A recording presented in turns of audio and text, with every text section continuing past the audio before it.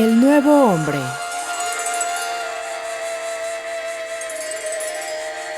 Una interpretación de las parábolas y milagros de Jesucristo. Escrito por Maurice Nicoll.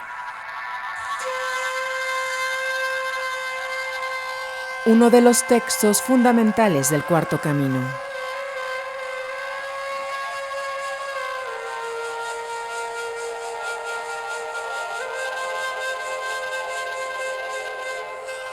Hoy te presentamos el capítulo número 2.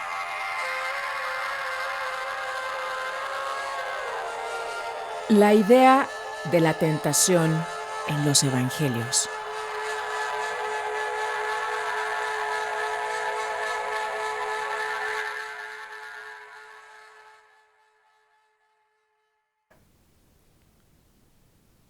Primera parte.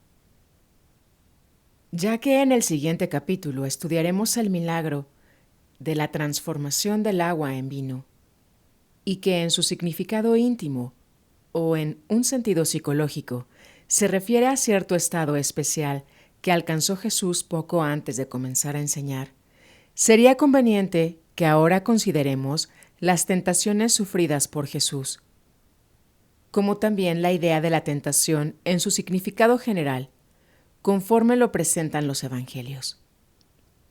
Ahora bien, a esta altura, es preciso captar claramente algo que no siempre se entiende, y esto que ha de entenderse con toda claridad, es que el propio Jesús tuvo que someterse a un crecimiento interno y a la evolución. Jesús no nació perfecto. Si tal hubiese sido el caso, no hubiese podido sufrir ninguna tentación, ni hubiese experimentado la desesperación que registran los relatos evangélicos. Algunas personas de tendencia religiosa cometen el error de pensar que desde el comienzo mismo, Cristo tuvo tales y tan extraordinarios poderes que le era posible hacer cualquier cosa. Pero hay un caso en el que Jesús mismo se refiere a las dificultades que hay para curar cierta clase de enfermedad, y dice que se precisa mucha oración y mucho ayuno antes de poder intentar la curación. Más adelante estudiaremos algunos de estos ejemplos, pero de momento se puede decir que existen las opiniones más extraordinarias acerca de los ilimitados poderes de Jesús en la tierra, al extremo que algunas personas hasta discuten afirmando que si era el Hijo de Dios, ¿por qué no libró a todo el mundo de sus males? Esta es la misma clase de argumento que utilizan mucha gente para decir que si es verdad que Dios existe, ¿por qué sufrimos dolores, enfermedad, miseria, guerra, etcétera? La base de ambos argumentos está completamente errada. No se entiende la idea del significado de la vida en la tierra. Lo que es más, tampoco se entiende la idea central de los evangelios, o sea, la idea de la evolución individual y del renacimiento. Repitamos las palabras que utilizamos anteriormente para aclarar, en cuanto sea posible, el asunto principal de este capítulo. Jesús tuvo que someterse al crecimiento interior y a la evolución. Partamos desde este punto. Jesús no nació perfecto, no nació completamente desarrollado, completamente evolucionado. Por el contrario, nació imperfecto a fin de poder cumplir con cierta tarea profetizada desde hacía muchísimo tiempo. Tenía que restablecer el contacto entre los dos niveles que en los evangelios se llaman tierra y cielo. Y tenía que hacerlo en sí mismo y prácticamente, a fin de reabrir un camino para que la influencia de un nivel superior del ser total del universo, que se extiende a lo largo de diversos grados, desde el ser divino hasta el ser absoluto, le llegaran al hombre en la tierra para posibilitar su desarrollo interior, y también para que existiese cierta clase de cultura inteligente durante cierto y preciso periodo o ciclo de la historia. Debió hacerlo durante uno de los periodos más críticos de la humanidad. Acerca del periodo para el cual trabajó, Jesús se pregunta si hallará fe en la tierra como su culminación. Y cuando llegare el Hijo del Hombre, ¿hallará fe en la tierra? Tales son las palabras de Cristo y sugieren que dudaba poder hallar fe en la tierra a la vuelta del ciclo. Jesús tenía que tender un puente entre lo humano y lo divino en sí mismo, y de este modo restablecer un contacto entre el cielo y la tierra. Tenía que pasar por todas las dificultades de una evolución interior en su parte humana, de suerte que quedase sujeta al nivel superior o divino. Tuvo que pasar por todos estos estados de evolución en sí mismo, errando y corrigiendo, hasta haberla perfeccionado. Debió pasar a través de un sinfín de tentaciones internas, acerca de las cuales nosotros solo conocemos unas cuantas. Y todo esto ocurrió durante un largo periodo de tiempo, del que nosotros solo sabemos lo que indica la enseñanza que él mismo impartió en las últimas etapas, y que terminaron con la humillación y la así llamada catástrofe de la crucifixión. Conocemos unos cuantos detalles de los primeros tiempos, pero nada sabemos acerca de aquella parte comparativamente larga que intervino entre las dos épocas. Sobre ello reina un silencio profundo. No sabemos quién fue el que enseñó a Jesús durante todo ese tiempo, ni quién le dio las instrucciones para cumplir con la parte final del drama que debió representar y del que Juan el Bautista fue el precursor. El Bautista no conocía a Jesús de vista. Tampoco sabemos nada acerca de la culminación ya estatuida a la que el propio Jesús se refiere en varias oportunidades. Y en el milagro de la transformación del agua en vino, lo dice en las palabras con que se dirigió a su madre. Aún no ha venido mi hora. No le ha dicho madre, sino mujer. Sin embargo, algunas personas creen que fue crucificado por Pilatos, como quien dice por una casualidad. Semejante opinión es absurda. Jesús tuvo que desempeñar una función que le fue encomendada. Era algo que ya estaba previsto. En las más tempranas referencias acerca del desarrollo de Jesús, se dice que crecía en sabiduría y estatura. Jesús avanzó por etapas. En Lucas se dice: y Jesús crecía en sabiduría y en edad, y en gracia, para con Dios y los hombres. Lucas 2:52. Lucas, que nunca vio personalmente a Jesús, registra también las primeras palabras del niño, cuando sus padres lo hallaron en el templo a la edad de 12 años, tras haberle buscado durante 3 días. Cita a su madre diciendo: Hijo, ¿por qué nos has hecho así? He aquí tu padre y yo te hemos buscado con dolor. A lo que Jesús aparece respondiendo: ¿por qué me buscabais? ¿No sabéis que en los negocios de mi padre me conviene estar?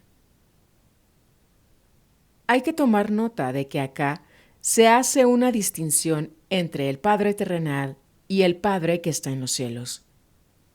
O sea que esto marca la distinción entre la idea del primer nacimiento, el nacimiento en la tierra, y el segundo nacimiento, aquel que es el objeto de los temas de la enseñanza de Cristo. Aun cuando el niño tenía solamente 12 años, aquellos que en el templo le escuchaban se pasmaban de su entendimiento y de sus respuestas. La idea, pues, de que Jesús crecía en entendimiento se destaca bien claramente.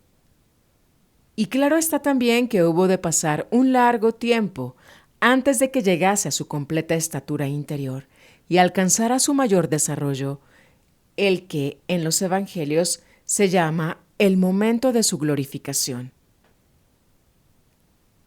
Esta etapa final de su evolución interior comenzó cuando Judas fue a traicionarlo en la noche, según se dice. Y cuando Jesús dijo a sus discípulos, ahora es cuando el Hijo del Hombre será glorificado. Pero aún en ese entonces no había alcanzado tal etapa. Hubo de pasar primero por dos tentaciones muy severas. La tentación en el huerto de Getsemaní, donde al orar dijo, oh Padre, si te es posible, pasa esta copa de mí, pero hágase tu voluntad y no la mía. También hubo una tentación en la cruz cuando exclamó, mi Dios, ¿por qué me has abandonado? Debe aquí también mencionarse que Cristo comenzó a enseñar 3 años antes de haber alcanzado su glorificación, o sea, antes de haber completado íntegramente su desarrollo. Ahora podemos preguntarnos, ¿cómo se obtiene la evolución interior? Todo desarrollo es posible únicamente a través de la tentación interior. Se mencionan 3 tentaciones lanzadas por el diablo a Cristo en las primeras partes de los evangelios de Mateo y Lucas. En Marcos hay una referencia a ellas, pero sumamente breve, en términos de bestias salvajes. En el de Juan nada se dice acerca de estas tentaciones, sino que se presenta como punto de partida de la enseñanza y los milagros de Jesús, el de la transformación del agua en vino. Por ahora, estudiemos la versión de las 3 primeras y más tempranas tentaciones, según aparecen en Lucas, y a fin de darnos cuenta de que Jesús tenía que ir avanzando en su propio desarrollo por el método de las tentaciones, a fin de pasar por los distintos grados de crecimiento interior mediante la conquista de sí mismo. Pero primero, recordemos que la concepción de la humanidad en su condición aún no despierta, y cómo se la presenta en los evangelios, es que se encuentra en poder del mal. Esta idea se representa en los evangelios con las figuras de que el hombre está lleno de malos espíritus, o sea que el hombre se encuentra sometido al poder de sus malos humores, impulsos y pensamientos, y a estos se les personifica como si fuesen espíritus malos cuyo propósito es la destrucción del hombre y de la raza humana.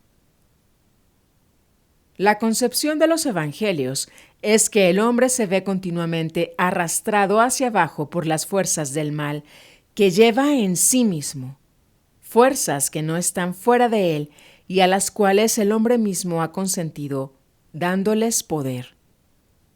Porque el hombre da su consentimiento a estas fuerzas en sí mismo, es que se tiene el progreso de la vida humana. Los poderes del mal yacen en el hombre, en su propia naturaleza, en la naturaleza del amor propio, del egoísmo, de la ignorancia, de la estupidez, malicia, vanidad, etc. Y también en el hecho de pensar únicamente a través de los sentidos y en tomar las apariencias externas de la vida como si el mundo visible fuese la única realidad. A estos defectos se le llama colectivamente el diablo. Este nombre describe el terrible poder que tienen los malentendidos acerca de todas las cosas. El hombre no desarrollado posee este poder de conectarlo todo mal. El diablo es la suma de todas estas deficiencias, de todos los poderes de la incomprensión que hay en el hombre y de todos los resultados por ellos transmitidos. Así tenemos que desde cierto punto de vista al diablo se le llama calumniador. Desde este otro se le llama acusador. Pero ya veremos con mayor claridad lo que se quiere significar por el diablo cuando comencemos a entender lo que verdaderamente significa la tentación. En el relato de Lucas acerca de la forma como el diablo tentó a Cristo, se dice que Jesús estuvo en el desierto durante 40 días y era tentado por el diablo. Esta cifra, 40, aparece también en el relato acerca del diluvio. En él se dice que llovió durante 40 días y 40 noches. En el relato alegórico de cómo los hijos de Israel vagaron perdidos, se dice que estuvieron en el desierto durante 40 años. También se dice que Moisés ayunó durante 40 días antes de recibir los mandamientos escritos sobre la piedra. En Lucas, estos 40 días en el desierto están directamente conectados con la idea de la tentación. Y Jesús, lleno de Espíritu Santo, volvió del Jordán y fue llevado por el Espíritu al desierto por 40 días, y era tentado del diablo, y no comió cosa en aquellos días. Lucas 4, 1, 2. Luego sigue una descripción de la primera tentación resultante de este periodo de tentaciones y se la representa de la siguiente manera. Entonces el diablo le dijo: si eres hijo de Dios, di a esta piedra que se haga pan. Lucas 4, 3. Tomemos el primer significado, el primer nivel literal. Cristo tuvo hambre y el diablo le sugirió que convirtiese una piedra en pan. Y Jesús respondiendo dijo: escrito está, que no con pan solo vivirá el hombre, sino con toda palabra de Dios. Lucas 4, 4. Tomándolo en un nivel literal, esto es tal cual aparece, una tentación física. Hay que advertir, sin embargo, que antes de esto se indica que Jesús permaneció en el desierto durante 40 días y era tentado por el diablo. Si suponemos que el desierto era un desierto realmente físico, ¿cómo es que nada se dice acerca de la forma cómo lo tentaba el diablo durante todo este tiempo? Uno bien podría limitarse a decir que estaba muriéndose de hambre, pero relacionándolo con el desarrollo interior, debemos entender el término desierto como un estado mental, un estado íntimo general, comparable a un desierto, o sea, un lugar o condición en el que no hay nada que guíe u oriente al hombre, una condición tal en la que el individuo no se encuentra en medio de cosas que le son familiares, y así está en un verdadero desierto. Es un estado de angustia, de aturdimiento, de perplejidad en el cual queda completamente solo, como si estuviese pasando por una prueba, sin saber en qué sentido moverse, pero sabiendo, sí, que no debe moverse en un sentido propio. Esto es una tentación en sí misma, pues durante todo el tiempo el hombre está hambriento de un significado. ¿Por qué deberá el hombre abandonar lo que le es familiar y lanzarse a un desierto? Siente hambre de pan, pero no del pan en un sentido literal, sino de aquel pan del que habla el Padre Nuestro y que tan erradamente se ha traducido de cada día. Se trata de una guía de un pan transubstancial. Literalmente se trata de pan para mañana. Esto, de hecho, significa pan para el desarrollo de nuestra vida, no de nuestra vida tal cual es hoy en día, sino de nuestra vida tal como puede llegar a ser, el pan necesario para mantenernos en nuestro crecimiento, el pan para las sucesivas y necesarias etapas de comprensión. El Padre Nuestro es una plegaria que trata acerca de la evolución interior y el pan que en él se pide es el pan del entendimiento necesario para esta evolución.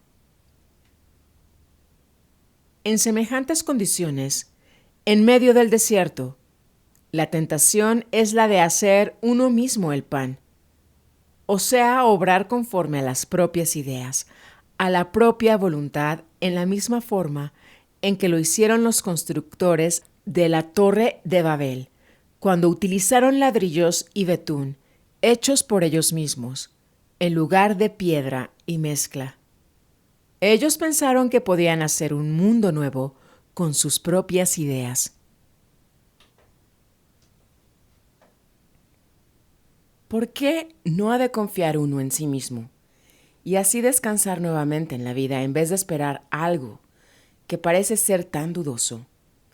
En Mateo la respuesta que Cristo da al diablo en esta tentación dice así: No solo con pan vivirá el hombre, mas con toda palabra que sale de la boca de Dios. Mateo 4.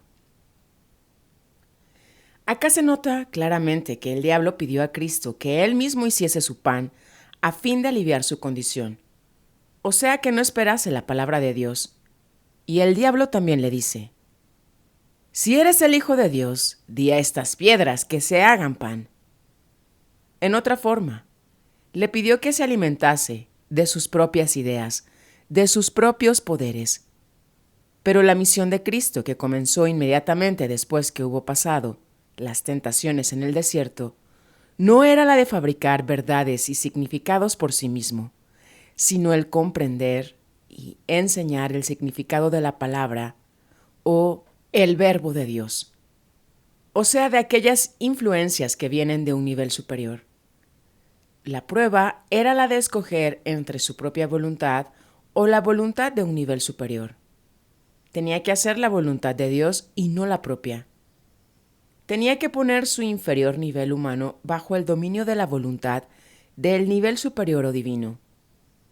Y es el nivel humano el que aquí aparece sometido a la tentación, pues Jesús nació de una madre humana. Confundir lo superior con lo inferior es lo mismo que aniquilarse, porque entonces el aspecto humano se adjudicará a sí mismo lo que por cierto no le pertenece. El hombre será tentado entonces a decir yo soy Dios, en lugar de decir Dios es yo. Se dice yo soy Dios, se identificará con Dios desde un nivel inferior, y esto le aniquilará. Si dice Dios es yo, rinde su propia voluntad y hace la voluntad de Dios. Yo en él. De suerte que queda sometido y debe obedecer a Dios, o sea, a un nivel superior. Tómese nota de que el diablo se dirige a Jesús empleando los términos si eres hijo de Dios, y con ello sugiere que Jesús puede hacer lo que mejor le plazca, como si estuviese a un mismo nivel con Dios. Todo esto había en Jesús, todo esto ocurrió en él.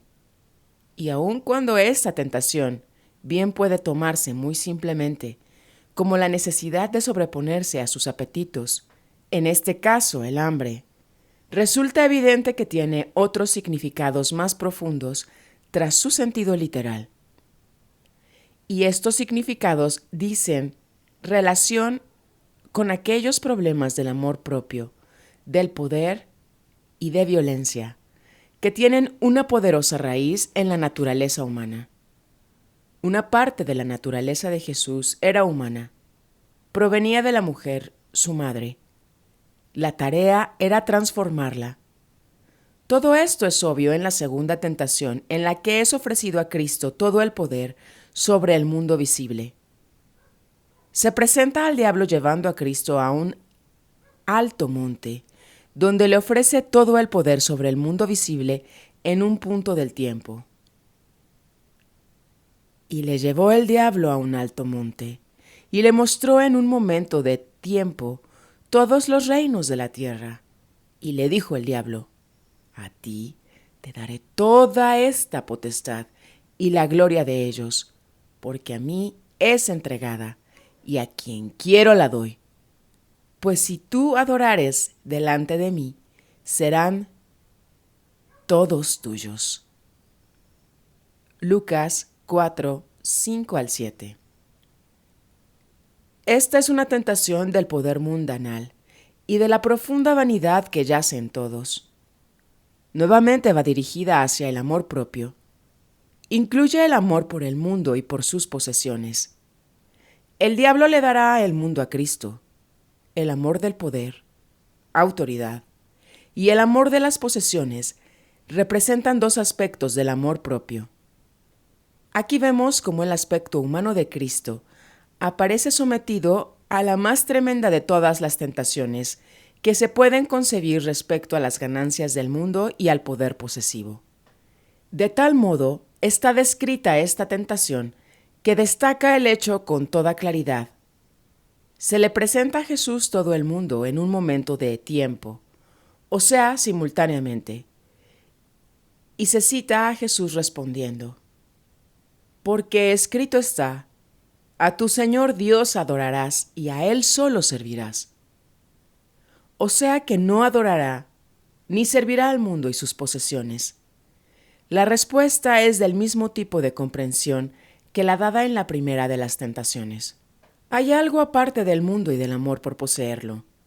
Hay alguna otra cosa que el hombre debe poseer. Este nivel superior que le es posible alcanzar y que lleva al hombre dentro de sí mismo es la dirección en la que su deseo de poder y de gloria debe volverse. Pero aun cuando el hombre sepa y esté bastante seguro acerca de esta dirección, aún puede ser tentado, y mucho más en la condición descrita. De otro modo, Cristo no hubiese sido tentado de esta manera. Su aspecto humano estaba aún abierto a la tentación. No se trata únicamente del abrumador efecto de los sentidos y de cualquier incitación inmediata del interés propio o de la vanidad. No. Esto no es todo lo que hay que considerar. Es menester considerar también y sobre todo la idea mucho más útil de que por medio de los procedimientos mundanales, el poder externo y la autoridad, uno puede ayudar al género humano convirtiéndose en rey sobre la tierra. Bien sabemos que todos los discípulos pensaban que Jesús se iba a convertir en un rey terrenal, dueño de todo el mundo y repartidor de recompensas mundanales. Los discípulos pensaron en cosas elevadas desde un nivel inferior. Al comienzo no pudieron entender acerca de lo que hablaba Jesús, o sea, que no entendieron que se refería a un nivel superior o íntimo, que nada tiene que ver con el nivel inferior o externo de la vida. Debemos acá recordar que el camino que Cristo debía seguir lo conducía únicamente a un aparente fracaso en la vida exterior, a una condición o estado de impotencia y a una forma de muerte solamente reservada para los peores criminales de la época. Y hacia el final, solo tuvo unos cuantos que le siguieron. Parecía que todo había sido inútil. Por cierto que nosotros no podemos tener la esperanza de comprender esto, a menos que captemos íntegramente la idea de dos niveles. Pero ya hablaremos de esto más adelante. Acá tan solo diremos que la tentación, en su verdadero sentido, trata acerca de estos dos niveles y dice relación del tránsito de uno al otro. Si Jesús hubiese nacido perfecto, hubiese estado más allá y por encima de cualquier tentación. No hubiese representado al nuevo hombre, ni hubiese indicado el camino hacia él. Por esta razón, dijo de sí mismo: yo soy el camino. Segunda parte. Podemos ser tentados de diferentes maneras y también hay diferentes maneras de caer en tentación. Por ahora hablemos de la tentación en términos generales. Siempre que sea real, toda tentación implica una lucha entre dos aspectos del hombre. Cada uno de ellos procura obtener el dominio de la situación. Esta lucha tiene dos formas. Siempre ocurre entre lo que es verdadero y lo que es falso, o entre lo que es bueno y lo que es malo. Todo el drama interior en la vida del hombre y todos los resultados de este drama en términos del desarrollo íntimo yacen en esta lucha interna en torno a lo que es verdad y a lo que es falso, en torno a lo que es bueno y a lo que es malo. Y efectivamente, es acerca de estas cosas, acerca de lo que siempre está todo el mundo pensando y cavilando en la intimidad de su mente y en lo más profundo de su corazón. La mente tiene como función el pensar acerca de lo que es verdadero, y el corazón es para percibir aquello que es bueno. Tomemos la primera tentación en relación a lo que es verdad. Esto ocurre en la vida intelectual de la gente. Cada persona sostiene algunas cosas como ciertas, las considera una verdad. En sí mismo el conocimiento no es la verdad. Todos sabemos muchas cosas, pero no las consideramos ciertas, o bien nos mostramos indiferentes a ellas. Pero entre todas las cosas que sabemos, hay algunas que sí son ciertas, verdaderas. Esta es nuestra verdad personal. Pertenece a nuestra vida personal intelectual, por cuanto el conocimiento y la verdad son de la mente. Ahora bien, la vida intelectual de un hombre no consiste sino de aquello que considera verdadero, y cuando algo amenaza esta verdad, el hombre se ve preso de angustia. Y mientras más valor atribuye a lo que considera verdadero, mayor será la ansiedad que sienta cuando la duda penetre en su mente. Este es un estado de tentación moderado que el hombre tiene que pensar acerca de lo que cree y valoriza como verdad. Y desde ahí luchará contra sus dudas. Es necesario entender que nadie puede sufrir tentación alguna sobre aquellas cosas que no valoriza. Solo puede ser tentado en relación a lo que valoriza. El sentido de la tentación es reforzar, fortalecer todo cuanto el hombre valoriza como verdad. A través de los evangelios se ve claramente la idea de que el hombre tiene que combatir y luchar en sí mismo. Los evangelios se refieren a la vida interior del hombre. Esto exige una lucha interior, o sea que la tentación es necesaria, pero ocurre que algunas veces la gente se siente ofendida ante la idea que tiene que luchar por alcanzar la verdad y pasar por tentaciones con relación a ella. Sin embargo, la verdad es que se necesita luchar para obtener el conocimiento, tanto como se necesita luchar consigo mismo. Ahora tomemos la tentación con relación al bien. Esta no es una lucha intelectual, sino emocional. Corresponde a la parte volitiva del hombre, a la parte de su voluntad y no a la parte que piensa. La base sobre la que descansa la voluntad del hombre es aquello que siente como bueno. Todo el mundo desea y actúa partiendo de lo que considera que es bueno, y todo cuanto el hombre verdaderamente quiere de sí mismo corresponde a su vida volitiva. Todo cuanto constituye y forma la vida volitiva de un hombre es aquello que está impreso en sí mismo como bueno. Si al hombre le fuese arrebatado todo cuanto considera bueno, terminaría su vida volitiva en la misma forma en que terminaría su vida intelectual si le fuese arrebatado aquello que considera que es la verdad. En los evangelios, la verdad tiene que ver con lo que Cristo enseñó en la forma de un conocimiento, y el bien tiene que ver con el amor a Dios y al prójimo. Ahora bien, para el hombre es bueno todo cuanto ama, y todo cuanto considera bueno constituye el motivo de su voluntad y de sus acciones. Si se trata de un hombre que únicamente se ama a sí mismo, su bien será únicamente aquello que es bueno para sí. Y si todo cuanto no sea esto, lo considerará malo. El desarrollo de la voluntad ocurre a través del desarrollo del amor, y el verdadero se desarrolla únicamente a expensas del amor propio. Pues bien, ya que el hombre solo puede ser intelectualmente tentado a través de lo que considera como la verdad, también puede ser tentado con relación a su voluntad y a sus acciones a través de lo que ama. Y ya que en un sentido verdadero, la tentación es acerca de la verdad del verbo, o sea, acerca de la enseñanza que contienen los evangelios, y el fin del verbo, la tentación en cuanto al bien se diferencia de la tentación en cuanto a la verdad. Y solamente comienza cuando el hombre ya ha comenzado a trascender el nivel del amor propio, del amor a sí mismo, y llega al estado que se llama caridad, o sea, del amor al prójimo, mediante un sentido de la existencia de Dios como la fuente de todo amor. Las tentaciones en cuanto a la verdad necesariamente comienzan antes de las tentaciones en cuanto al bien. Pero si en el hombre no existe cierta caridad natural, le será mucho más difícil pasar y vencer las tentaciones en cuanto a la verdad.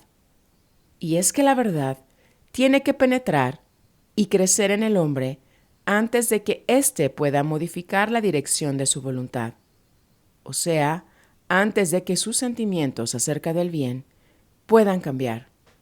Cuando comienza a sentir la penetración de un nuevo bien en él, percibirá que los dos sentimientos se alternan y más adelante sentirá en sí mismo la lucha entre el nuevo bien y lo que anteriormente consideraba como bueno. Pero a semejante altura ya el hombre debería estar en situación de asirse firmemente a la verdad, sea cual fuere su falla con relación al bien. El hombre se encuentra verdaderamente entre dos planos, entre dos niveles de ser, uno superior y otro inferior.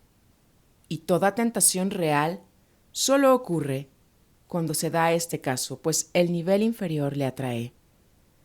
El hombre tiene que encontrar un camino entre ambos. Efectivamente, el hombre se eleva un poco y enseguida vuelve a caer como un borracho que trata de levantarse del suelo. Pero si ha verdaderamente comenzado la tentación en cuanto al bien, cualquiera que sea su resultado, cualquiera que sea el tiempo en que ocurra, el hombre no debe por ningún motivo permitir que su fracaso o su aparente fracaso desate en él una guerra contra la verdad a que se sujeta. Si llega a permitir esta guerra, si llega a hacerla, perderá cierto sentido de la verdad con cada fracaso, con cada caída.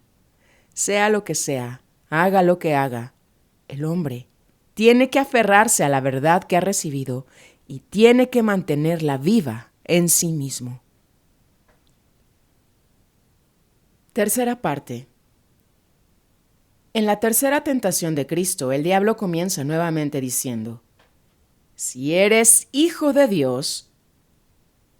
Es preciso tener en cuenta que Cristo debió luchar contra todas las formas del amor propio en sí mismo, contra todos sus amores terrenales y en cuanto de ellos se deriva. Tenía que sobreponerse a todo sentimiento de poder que surgía en su condición de ser humano a fin de someterlo a un nivel o plano superior. Ahora bien, en un sentido real, la tentación tiene que ver con la relación que existe entre un nivel inferior en el hombre mismo y el mayor nivel que le es posible alcanzar. Es indispensable tener en cuenta que la idea central de los evangelios es que el hombre debe pasar de una condición inferior a una superior. Esto es justamente la evolución interna o íntima o el renacimiento, desde que el Verbo de Dios es la enseñanza acerca de los medios necesarios para la evolución íntima.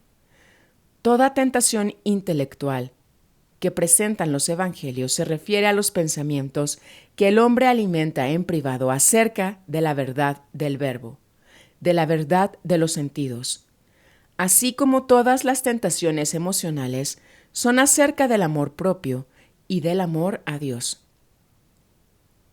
Naturalmente que existe un desacuerdo entre los niveles superior e inferior, tal como podemos decir que existe un desacuerdo entre la semilla y la planta. Bien podemos decir que una semilla puede vivir por sí misma y estar llena de amor propio, o que también puede rendirse y someter su voluntad a las influencias superiores que buscan el modo de operar en ella, de tal suerte que, mediante una transformación, pueda convertirse en una planta. En Lucas, la tercera tentación se da en las siguientes palabras: y le llevó a Jerusalén y púsole sobre las almenas del templo y le dijo: Si eres hijo de Dios, échate aquí abajo, porque escrito está que a sus ángeles mandará de ti que te guarden, y en las manos te llevarán porque no dañes tu pie en piedra. Y respondiendo Jesús le dijo: Dicho está, no tentarás al Señor tu Dios. Lucas 4, del 9 al 12. No es difícil comprender que el amor propio necesariamente hace que uno se adore a sí mismo, de tal suerte que el hombre efectivamente se atribuye la divinidad a sí. O sea que lo inferior imagina ser lo superior y así tienta a Dios. No puede sentir su propia realidad y el hombre se infla a sí mismo como un globo que quisiera llegar al cielo. Y luego, intoxicado por la idea de la propia divinidad, en la locura de su propia ilusión, puede intentar lo imposible y así destruirse a sí mismo. En los relatos acerca de la tentación por el diablo, se dice que Cristo fue llevado al desierto por el Espíritu. En Lucas se dice que fue llevado por el Espíritu al desierto por 40 días y era tentado del diablo. En Marcos se expresa esto más vigorosamente, y luego el Espíritu le impele al desierto, y estuvo allí en el desierto 40 días y era tentado de Satanás, y estaba con las fieras, y los ángeles le servían. Marcos del 1, del 12 al 13. En Mateo. Entonces Jesús fue llevado del Espíritu al desierto para ser tentado del diablo. Mateo 4, versículo 1. En cada evangelio se trata sobre ellas. Las tentaciones vienen inmediatamente después del bautizo de Jesús por Juan en el río Jordán. Y parece raro que Cristo haya sido llevado a la tentación por el mismo espíritu de iluminación interior de que estaba lleno. Pero Cristo enseñó que el hombre debe nacer nuevamente del espíritu, y sin haber tentación no puede haber ninguna transformación. El espíritu es el medio que conecta lo superior con lo inferior. La parte humana de Cristo tenía que transformarse y ser elevada a un plano divino. Y desde que el espíritu es el intermediario y atrae a lo inferior hacia lo superior mediante una serie de transformaciones, la misión del espíritu es pues la de conducir al hombre al desierto. Mejor dicho, la de conducirlo al más completo aturdimiento y perplejidad y someterlo a la tentación por todos los elementos que lleva en sí mismo, a fin de que deje atrás todo cuanto es inútil para su evolución, y para que todo aquello que en él pueda crecer y comprender se coloque adelante.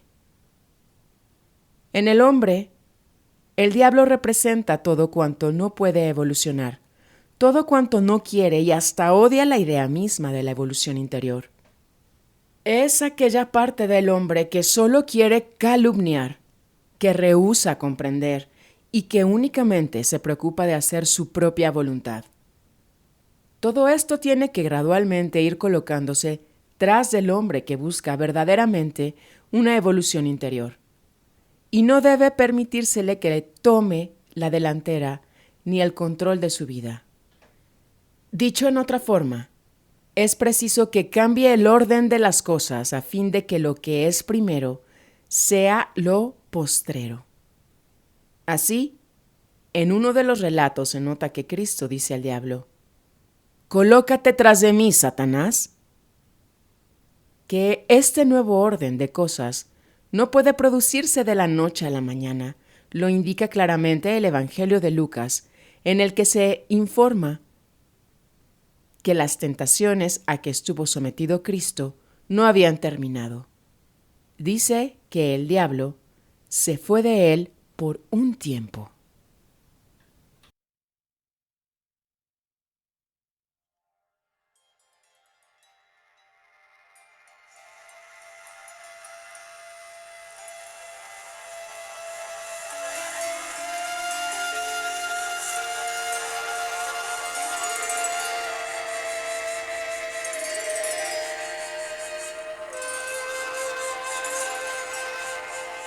Eso fue El Nuevo Hombre, una interpretación de las parábolas y milagros de Jesucristo, escrito por Maurice Nicole. Gracias, caminante, por tu sintonía. Emitiendo desde el Cerro del Onix, Puebla, México, hemisferio norte de Avia Náhuac. Navegando en esta tercera roca del sol, entre lo infinito. Se dice que es un día martes 25 de marzo del año 2025.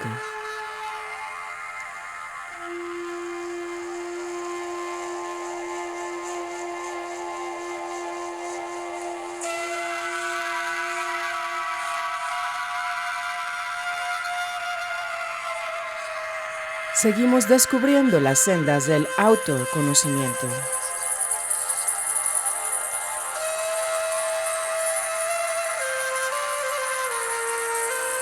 Hasta un nuevo encuentro, caminantes.